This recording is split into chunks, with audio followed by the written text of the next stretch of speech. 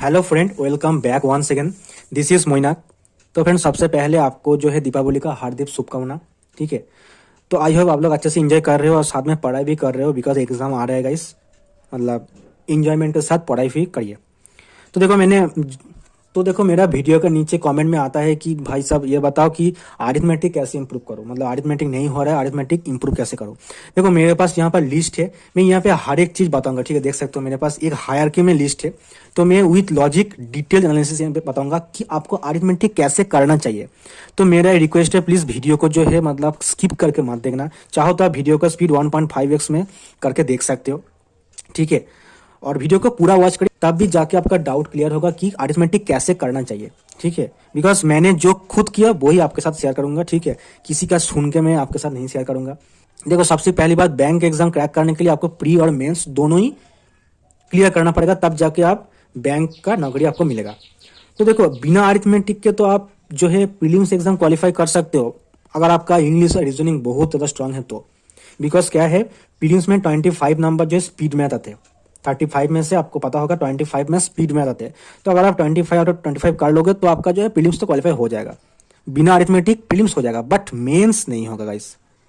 अगर आप सोचोगे कि बिना अरिथमेटिक मेंस नहीं होगा, बिकॉज मेंस में जो डीआई आएगा, सबसे मोस्ट इंपोर्टेंट डीआई और डीएस मतलब डाटा सफिशिएंसी। मैंने मेंस दिया, खुद मैंने मेंस दिया, तो मैंने नोटिस किया। और आप जानते भी हो कि मेंस में भर भर के डीआई आते हैं, और वो डीआई किस पर बेस्ड होते हैं, अरिथमेटिक बेस्ड होते हैं। तो अगर आप अरिथमेटिक का कॉन्सेप्ट नहीं क्लियर करोगे तो डीआई नहीं बनेगा, तो आपका मेंस एग्जाम क्वालिफाई नहीं होगा। सिर्फ प्रीलिम्स क्वालिफाई करने से कुछ नहीं होने वाला, तो आपको अरिथमेटिक तो करना ही पड़ेगा, इससे राहत आपको नहीं मिलेगा। तो देखो मैंने कैसे किया। सबसे पहली बात, जब आप आओगे, मतलब मैंने 2 साल पहले बैंक का प्रिपरेशन स्टार्ट किया, तब मेरा यही हाल था। बट मेरा अरिथमेटिक थोड़ा बहुत ठीक ठाक था, बिकॉज मैंने रेल ग्रुप डी का प्रिपरेशन आगे थोड़ा बहुत किया, तो इस वजह से मेरा जो कॉन्सेप्ट था थोड़ा बहुत क्लियर था। बट बैंक के अकॉर्डिंग नहीं था, जितना मतलब जिस टाइप का यहाँ पे क्वेश्चन आता है वो नहीं था। तो मैंने सबसे पहले क्या किया, मेरे पास अनअकैडमी का सब्सक्रिप्शन थे। ठीक है, अनअकैडमी का सब्सक्रिप्शन मेरे पास था। तो मैंने क्या किया, मैंने एक टीचर को फॉलो किया, आपको शायद पता होगा, आशीष अरोड़ा सर। ठीक है, आशीष अरोड़ा सर का जो कोर्स मैंने फॉलो किया। आप चाहो तो किसी भी एक टीचर को फॉलो कर सकते हो यूट्यूब पे, मतलब अगर आपके पास पेड कंटेंट नहीं है तो फ्री में भी बहुत सारा फैकल्टी यूट्यूब में। आप अड्डा में एक टीचर है, उसको फॉलो कर सकते हो, शांतनु सर, बहुत अच्छा फैकल्टी है। सर का एक बैच है, मतलब उसका नाम 0 to Hero है। ठीक है, 0 to Hero। तो वहां पर आपको सीक्वेंशियली हर एक चैप्टर मिल जाएगा, तो आप उसको फॉलो कर सकते हो। क्या नाम है उसका, जो है हर्षल अग्रवाल सर को फॉलो कर सकते हो। अरुण सर है एबीपी टीम में, उसको भी फॉलो कर सकते हो। तो मतलब मेरा कहने का मतलब ये है कि आप एक टीचर को फॉलो करो जिसके साथ आपका ट्यूनिंग बैठ रहा है। उसके बाद उस टीचर के साथ मतलब स्टिक हो जाओ। ठीक है, उसका क्लास, हर एक क्लास फॉलो करो और कॉन्सेप्ट क्लियर करो। अरिथमेटिक में सबसे बड़ी बात है कॉन्सेप्ट। अगर आपका कॉन्सेप्ट क्लियर है तो आप किसी भी मुश्किल मुश्किल सवाल को बना लोगे। हाँ, आपका स्पीड कम हो सकता है, स्पीड तो आपका विथ जो प्रैक्टिस इंक्रीज हो जाएगा, बट जो कॉन्सेप्ट रहता है वो क्लियर हो जाएगा। अगर आपका कॉन्सेप्ट क्लियर होगा तो आप स्पीड तो इंक्रीज हो ही जाएगा। मेरे साथ पहला ऐसा ही हाल था। मैंने जब, मेरा तो कॉन्सेप्ट क्लियर था, जब मैंने मॉक लगाता था प्रीलिम्स में, मैंने भी 25 तक ही जाता था। उसके बाद मेरे पास टाइम नहीं मिलता था। तो अरिथमेटिक आता था मेरे को, बट स्पीड के मतलब स्पीड कम था, इस वजह से नहीं होता। बट अभी मेरा हर एक मॉक टेस्ट में 30+ आता है, और एग्जाम में भी 30+ मार्क्स आता है। मार्कशीट यहाँ पर मैंने अपलोड किया इस चैनल पे। तो अब बात आती है किस हायरार्की में आपको जो है अरिथमेटिक करना चाहिए। एक टीचर तो फॉलो कर लिया, मतलब टीचर को तो पकड़ लिया कि हाँ, सपोज मान लो आशीष अरोड़ा सर और अरुण सर, तो सर तो मैंने ढूंढ लिया। अब बताओ कि कैसे, मतलब किस हायरार्की में मेरे को पढ़ना चाहिए। तो देखो यहाँ पर मेरे पास लिस्ट है। तो और बुक के लिए देखो मैंने क्वांटम कैट वाला बुक फॉलो किया। इसका जो लेवल 1 और 2 होता है उसको आप एक बुक खरीद सकते हो। हाँ, एक बार बुक एक खरीद लो, बिकॉज बुक की जरूरत है स्टार्टिंग में। आप अड्डा का जो होता है ना, अड्डा का जो है एस क्वांट एस बुक होता है, एस बोल के एक बुक आता है, तो उसको आप खरीद सकते हो। और आशीष अरोड़ा सर के एक बुक आता है क्वांटा, उसको भी आप खरीद सकते हो। ठीक है, क्वांटा शायद नाम है बुक का, तो उसको भी आप खरीद सकते हो। मतलब किसी भी एक बुक को खरीद लो। बुक से आपको प्रैक्टिस करना है, वह मैं आगे जाके बताऊंगा। तो आप आते हैं लिस्ट पे। तो देखो अरिथमेटिक में ये आप हायरार्की है, इसको आपको फॉलो करना चाहिए। अब मैं डिटेल में एनालिसिस करूंगा। तो देखो गाइस, वीडियो थोड़ा लंबा हो सकता है, 1.5 में चला लेना, बट स्किप मत करना। स्किप करोगे तो मिस कर जाओगे, बिकॉज यहाँ से आपको जरूर फायदा होगा। तो देखो अरिथमेटिक का बेस है ये दोनों चैप्टर, आपको पता होगा रेशियो एंड परसेंटेज। सबसे पहले आपको रेशियो करना चाहिए। ठीक है, रेशियो टाइप का जो क्वेश्चन, उसके बाद आपको परसेंटेज करना चाहिए। आप अगर आप ये दोनों चैप्टर कर लोगे तो अरिथमेटिक में हर एक चैप्टर ये दोनों से लिंक्ड है। रेशियो और परसेंटेज सी मतलब हर एक चैप्टर बना है। उसके बाद आपको एवरेज करना चाहिए। और ये तीनों चैप्टर कर लोगे तो प्रीलिम्स का डीआई भी आसानी से हो जाएगा, बिकॉज प्रीलिम्स का जो डीआई होते हैं वो डीआई रेशियो, परसेंटेज और एवरेज के ऊपर बेस्ड करके आते हैं। तो इसको आपको सबसे पहले कर लेना चाहिए। उसके बाद देखो जो टॉपिक आता है वो है प्रॉब्लम ऑफ एज। देखो एज में ना कॉन्सेप्ट कुछ भी नहीं है। यहाँ पर एज बोल के कुछ मतलब कॉन्सेप्ट है ही नहीं, सिर्फ रेशियो, परसेंटेज और एवरेज के ऊपर बेस करके एज होता है। आपको कैसा क्वेश्चन मिलेगा? आपको ये मिलेगा 2 साल पहले ए और बी का जो एज था उनका रेशियो था 2:3। आपको बोल देगा 10 साल बाद और 20 साल बाद ए और बी का दोनों का एज का एवरेज है मान लो 20 ईयर्स। तो आपको बताना होगा ए का एज कितना, बी का एज कितना। तो इस टाइप का क्वेश्चन प्रीलिम्स में आता है, थोड़ा और लेंदी आता है। तो और ये भी बता सकते हैं आपको ए का एज बी से मान लो बोल दिया 25% ज्यादा है, तो आप क्या लिखोगे?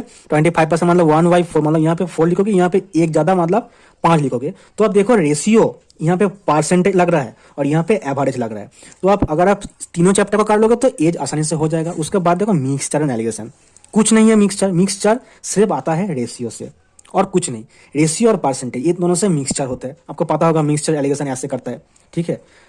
तो ये मिक्सचर हो जाएगा। उसके बाद देखो आता है पार्टनरशिप वाला क्वेश्चन, सबसे आसान वाला क्वेश्चन होता है। मैंने कभी भी इसको स्किप नहीं करता मॉक टेस्ट में, बिकॉज ये यहाँ पे कॉन्सेप्ट बोल के कुछ चीज होता ही नहीं है, बस सिर्फ एक कॉन्सेप्ट होता है एक्टिव पार्टनर। उसको आपको जस्ट एक बार मतलब समझना होगा, उसके बाद सारे आसान होते हैं। क्या बोलेगा? ए और बी दोनों एक बिजनेस स्टार्ट किया, उसका जो मूलधन है उसका रेशियो है 2x 3x, आपको इस तरीके से बोल देगा। 2 साल बाद 3 साल बाद जो प्रॉफिट का रेशियो है, मतलब घुमा फिरा के बात आता है कहाँ पर? रेशियो पे। तो रेशियो परसेंटेज कर लोगे तो पार्टनरशिप भी आसानी से हो जाएगा।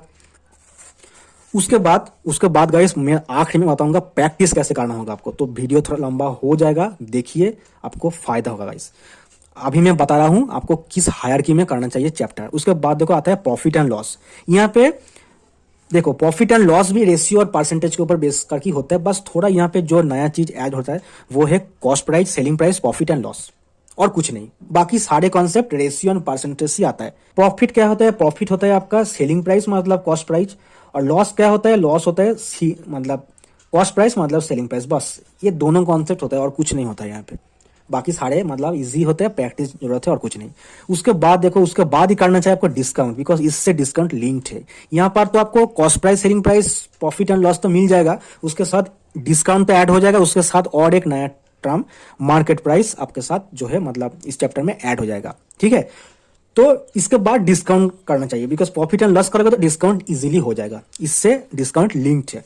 उसके बाद जो आपको करना चाहिए वो है compound interest and simple interest. थोड़ा अलग है इससे, बट ये भी रेशियो एंड परसेंटेज से आता है। यहाँ पर एक भी चैप्टर ऐसा नहीं मिलेगा कि रेशियो से नहीं होगा। और गाइस प्रॉफिट एंड लॉस में बहुत सारा क्वेश्चन जो है मिक्सचर एंड एलिगेशन से इजी हो जाता है, ठीक है। ये शॉर्ट ट्रिक्स होता है, मेरे को पता है। अगर आप एक क्वेश्चन मतलब ट्रेडिशनल करोगे तो जितना टाइम लगेगा, मिक्सचर से करोगे तो थोड़ा आसान हो जाएगा करने में, मतलब जो है टाइम कम लगेगा, ठीक है। तो प्रॉफिट एंड लॉस में क्वेश्चन मिक्सचर से हो जाता है, तो इसलिए मैंने इस हायरार्की को सेट किया, बिकॉज मतलब जिस हायरार्की में मैं सेट कर रहा हूँ इसको, तो इस हायरार्की में आपको करना चाहिए ताकि आप आसानी से इसको ग्रैब कर पाओगे। तो CINSI हो गया। उसके बाद आपको पकड़ना है एक नया chapter time and work. Time and work कुछ नहीं होता है, आपको बोल देगा ए एक काम को 10 डेज में करता है, बी उसी सेम काम को 20 डेज में करता है। तो आपको यहाँ पे लेना होगा आपका जो LCM, मतलब ये हो गया टोटल वर्क। तो ए का एफिशिएंसी हो जाएगा 2 और बी का एफिशिएंसी हो जाएगा 1। तो आपको ये बताना होगा कि ए और बी मिलकर एक दिन में कितना काम करेगा, मतलब सॉरी ए और बी मिलकर टोटल काम को कितना दिन में खत्म करेगा। तो क्या हो जाएगा, ए प्लस बी क्या हो जाएगा? तो टोटल काम 20 है, तो उसको मतलब दोनों का एफिशिएंसी को साम 2 और 3 मतलब 20/3 डेज में इसको खत्म कर लेगा। तो इस टाइप का क्वेश्चन बेसिक आता है प्रीलिम्स में। मेंस में थोड़ा हाई लेवल आता है, बट कॉन्सेप्ट सेम ही है। उसके बाद आपको करना होगा pipe and system, because time and work का कॉन्सेप्ट और पाइप एंड सिस्टम का कॉन्सेप्ट बिल्कुल सेम टू सेम। बस यहाँ पर एक नया टर्म जो ऐड होता है वो होता है ये कि एक पाइप में पानी भर रहा है और एक पाइप पानी को जो है बाहर कर रहा है, ठीक है। तो जब पानी बाहर आ रहा है, मतलब जहां पर आपको लीकेज मिलेगा, तो वहां पे सिर्फ आपको माइनस पकड़ना होगा, मतलब वहां पे सिर्फ आपको माइनस लेना होगा, बस और कुछ नहीं। और जो पाइप पानी भर रहा है उसी के केस में प्लस लेना होगा, और जो पाइप पानी को बाहर कर रहा है उसके केस में नेगेटिव साइन मतलब माइनस लेना होगा। बस यहाँ पर कॉन्सेप्ट का डिफरेंस सिर्फ यही है, बाकी सारे सेम टू सेम मतलब टाइम एंड वर्क जैसा ही है, तो लिंक्ड है। उसके बाद आपको करना चाहिए TSD मतलब टाइम स्पीड डिस्टेंस। यहाँ पर एक ही फॉर्मूला है, distance is equal to speed into time, basic formula है। इसी के ऊपर बेस करके हर एक फॉर्मूला आता है जो रिलेटिव टाइम वाला होता है। देखो यहाँ पर मैं इलाबोरेट करूंगा तो वीडियो बहुत ज्यादा लंबा हो जाएगा, तो मैं शॉर्टकट बता देता हूँ। जो है रिलेटिव स्पीड होता है, तो जो होता है तो इसको आपको अगर आप टीचर से फॉलो करोगे तो हो जाएगा कॉन्सेप्ट। तो TSD very very important chapter है, ठीक है। ये टीएसडी ट्रांसमिट डिस्टेंस, यहाँ से क्वेश्चन आता ही है, चाहे प्रीलिम्स हो चाहे मेंस हो। उसके बाद जो होता है गाइस, देखो problem of trains, time speed distance से लिंक्ड होता है प्रॉब्लम ऑफ ट्रेन। सर सिर्फ यहाँ पे जो है ट्रेन का लेंथ और प्लेटफॉर्म लेंथ इस टाइप का जो है मतलब नया टर्म ऐड होता है, बस और कुछ नहीं। फॉर्मूला यहाँ से आते हैं, D is equal to S into T, बस। इसलिए मैंने इस हायरार्की में इसको लिखा, ताकि आपको जो है आसानी से आप इसको ग्रैब कर पाओगे। उसके बाद देखो आएगा बोट एंड स्ट्रीम, ये भी ये फॉर्मूला से आता है, बोट एंड स्ट्रीम। ट्रेन के बाद आप कहोगे बोट एंड स्ट्रीम। सिर्फ यहाँ पे जो एक चीज आपको ध्यान देना पड़ेगा वो है अपस्ट्रीम स्पीड और डाउनस्ट्रीम स्पीड। देखो इसके लिए एक ट्रिक होता है, तो अगर आपका याद नहीं रहता है कि कैसे अपस्ट्रीम स्पीड और डाउनस्ट्रीम स्पीड निकलता है, तो इसके लिए देखो एक ट्रिक है। ट्रिक क्या है, मान लो ये एक हिल है, ठीक है। अपस्ट्रीम स्पीड कैसे निकालोगे, अपस्ट्रीम ये है डाउनस्ट्रीम। आप सबसे पहली बात, यहाँ पे दो चीज होता है, एक होता है बोट का स्ट्रीम, उसको मैंने पकड़ लिया वी। एक होता है सॉरी बोट का स्पीड वी हो जाएगा, उसके बाद स्ट्रीम का स्पीड एस मान लेते हैं, ठीक है। उसको मैंने एस मान लिया, उसको मैंने वी मान लिया। तो अगर आप स्ट्रीम स्पीड मतलब कैलकुलेट कर रहे हो, मतलब आप हिल के आप उठ रहे हो, तो जब भी आप उठते हो किसी भी हिल में, तो आप क्या होता है, आपका स्पीड घट जाता है ना। तो यहाँ पर भी सेम चीज होगा। यहाँ पर क्या हो जाएगा, बिकॉज यहाँ पर बोट का स्पीड ज्यादा होता है, तो इस वजह से वी माइनस एस हो जाएगा। जब आप डाउन स्पीड मतलब जब आप हिल से नीचे उतरोगे, तब आपका स्पीड जो है क्या बढ़ जाता है। तो इस वजह से इस केस में क्या हो जाएगा, वी प्लस एस हो जाएगा। बस ये है कॉन्सेप्ट, बाकी सारे चीज सेम टू सेम रहता है, आता है यही से। देखो सेम मतलब फॉर्मूला सेम होता है, D is equal to S into T, बस कॉन्सेप्ट यहाँ पर सिर्फ ये है। उसके बाद देखो सबसे मोस्ट इग्नोरिंग टॉपिक है ये दोनों चैप्टर, मतलब 80% कैंडिडेट है इसको इग्नोर करते हैं, बट इसको इग्नोर आपको नहीं करना चाहिए। मैंने भी लास्ट मिनट में इसको कर लिया, मेरा हर एक चैप्टर यहाँ पे कंप्लीट हो गया। सपोज मान लो मेंस में प्रोबेबिलिटी से एक डीआई आ गया और वो डीआई आसान था, और आपने उसको छोड़ दिया, बाहर में आके आपको पता लगा कि डीआई आसान था, तो आप इसको नहीं कर पाए क्योंकि आपका कॉन्सेप्ट नहीं था इस चैप्टर में। तो मेरा सजेशन ये है कि आप हर एक चैप्टर को खत्म कर लो, किसी भी चैप्टर को मत छोड़ो। प्रोबेबिलिटी में कुछ नहीं होता, प्रोबेबिलिटी आसान होता है, बस थोड़ा बहुत फॉर्मूला आपको एनसीआर इस टाइप का जो फॉर्मूला होता है, पीसीआर, तो इसको आपको जस्ट एक बार याद करना होगा, बस। बाकी सारे यहाँ पर भी ईजी है। उसके बाद आता है मेन सोल्यूशन। तो मेन सोल्यूशन में दो होता है, एक होता है 2D, एक होता है 3D, ठीक है। 2D वाला मेन सोल्यूशन आसान होता है, सभी को फॉर्मूला वगैरह याद होता है। यहाँ पर क्या होता है, यहाँ पर सर्कल आता है, रेक्टेंगल आता है, और क्या बोलते हैं उसको, स्क्वायर बोलते हैं। तो इसका फॉर्मूला सभी को याद रहता है। दिक्कत जो करता है वो है 2D। 2D में आपको जो है सिलेंडर आ जाता है, रोम्बस आ जाता है, उसको क्या बोलते हैं, सिलेंडर, हेमिस्फीयर, मेरे को नेम याद नहीं आ रहा है। तो 2-3 टॉपिक आता है, उसका जो है फॉर्मूला आपको, हाँ कोन होते हैं, ठीक है, कोन होते हैं, क्यूब होते हैं, क्यूबॉइड होते हैं। तो 5-6 टॉपिक यहाँ पर है, तो इसको फॉर्मूला जो है आपको रटना पड़ेगा, ठीक है। ये थोड़ा ट्रबल सम हो सकता है, बाकी ये तो इजी है। मेरा सलाह ये है कि आप दोनों को ही फिनिश कर लो, बिकॉज एग्जाम में आता है। प्रीलिम्स में तो देखो 2D से क्वेश्चन आता है, बट मेंस में 3D से क्वेश्चन आता है, ठीक है। तो आप इसको भी कर लो। आप बात आते हैं कैसे आपको प्रैक्टिस करना चाहिए। देखो प्रैक्टिस में आप सबसे पहले क्या करो, मान लो आपका रेशियो चैप्टर हो गया, आप एक बुक खरीद लो। मेरे पास ये बुक है, आप क्वांटम कैट एस क्वांट वाला बुक खरीद सकते हो अड्डा का।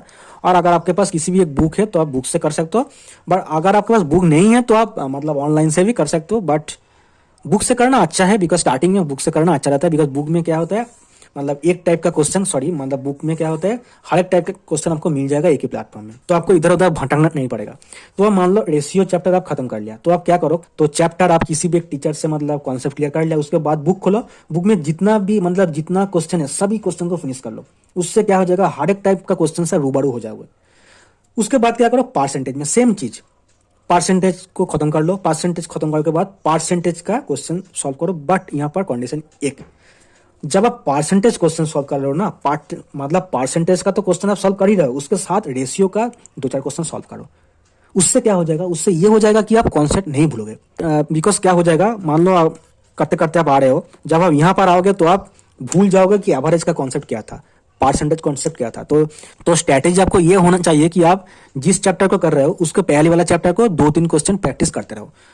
सपोज आप प्रॉब्लम ऑफ एजेस का क्वेश्चन सॉल्व कर रहे हो, ठीक है, तो उसके साथ आप इसका तो मतलब मान लो आप आज 10 क्वेश्चन सॉल्व कर रहे हो, तो इसको 2-2 क्वेश्चन सॉल्व करो, ठीक है। 2 question from ratio, 2 question from percentage, 2 question from average. तो इससे आपको जो प्रैक्टिस से मतलब जो मतलब चैप्टर से टच बना रहेगा, ठीक है। सेम चीज करते करते आओ, जब आपका पूरा सिलेबस मतलब खत्म हो जाएगा, ये टोटल सिलेबस है अरिथमेटिक का, जब आपका पूरा सिलेबस खत्म हो जाएगा उसके बाद आप मिक्स्ड क्वेश्चन लगाओ। किसी भी प्लेटफॉर्म से, प्रैक्टिस मॉक, अड्डा, किसी भी प्लेटफॉर्म से आप क्विज सबको मिल जाएगा।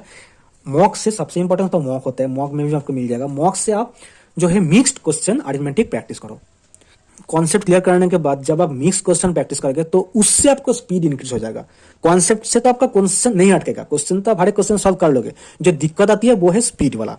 तो स्पीड का दिक्कत तभी खत्म होगा जब आप प्रैक्टिस करोगे। तो उसके बाद आपको डेली 10 to 12 क्वेश्चन, मतलब मान लो यहाँ पर 16 चैप्टर है, तो आपको डेली 16 to 17 क्वेश्चन सॉल्व करना पड़ेगा। ठीक है, हर एक चैप्टर से एक एक क्वेश्चन पर डे सॉल्व करो। रेगुलरिटी इंपॉर्टेंट है। तो आपका जो है अरिथमेटिक का कॉन्सेप्ट एकदम बिल्कुल मतलब क्लियर हो जाएगा और आपका तगड़ा स्पीड आ जाएगा। मैंने अभी हर एक मॉक टेस्ट में और रियल एग्जाम में भी मेरा मार्क्स हमेशा क्वाड में 30+ आता है। क्यों आता है? बिकॉज मैंने अरिथमेटिक को इस टाइप से किया। बिकॉज स्पीड मैथ सभी लोग कर लेंगे, जो दिक्कत आती है वो अरिथमेटिक में ही आती है। तो अगर आप इसको स्ट्रॉन्ग कर लोगे तो मेंस में और प्रीलिम्स में दोनों में आपको फायदा आएगा। तो आई होप आपको वीडियो थोड़ा बहुत अच्छा लगा। अगर आप वीडियो को पसंद करते हो तो वीडियो को एक लाइक कर सकते हो, चैनल पर सब्सक्राइब कर सकते हो। बिकॉज इस टाइप का वीडियो गाइस बनाने में मेहनत लगता है, इतना बोलना पड़ता है, तो एक लाइक और सब्सक्राइब तो कर ही सकते हो ना। Thank you guys, all the very best. अच्छे से पढ़ाई करिए। Thank you.